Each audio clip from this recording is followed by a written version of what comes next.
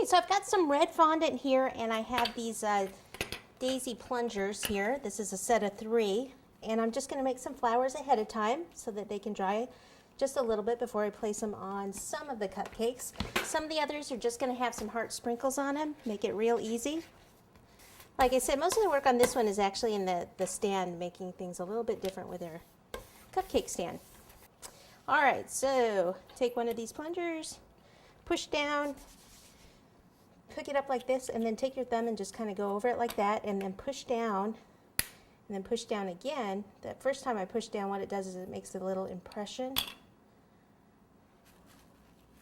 Just take some plastic wrap and kind of flop it down,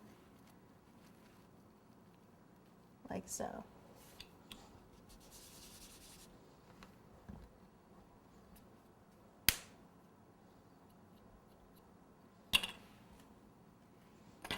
You can do some that have 2. So we'll take this one, push down, take another one,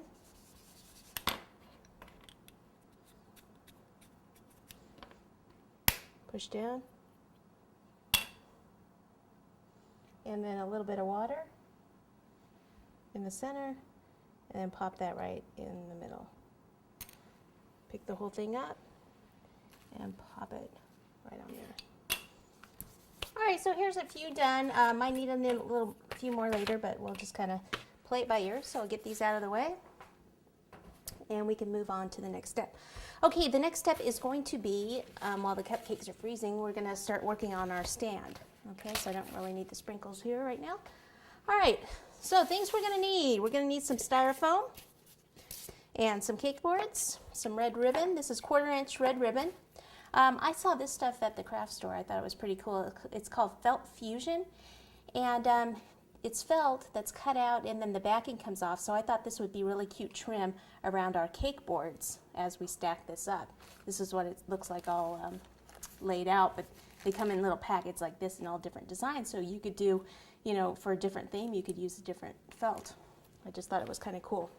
Okay, so let me get my measuring stick here to make sure I give you the right measurements on these.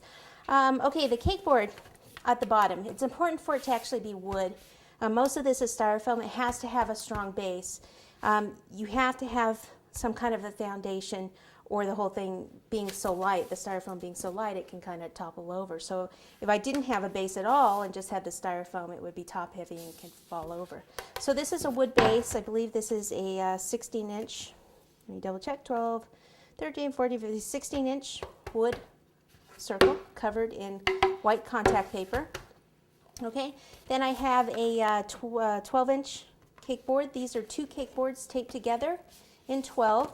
And then this should be 9, yep, 2 to 9 inch cake boards taped together covered in white. And 2 7 inch cake boards taped together covered in white. Okay, then I have styrofoam here. This was an 8 inch styrofoam here. Okay, this was, it's about a 4 inch styrofoam.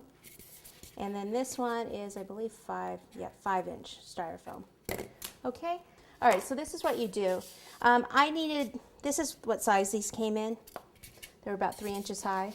Not tall enough because I need the boards. What the idea is here is that we'll have the one board here, we'll have one styrofoam here that's covered with our board here, then we'll put our next one on.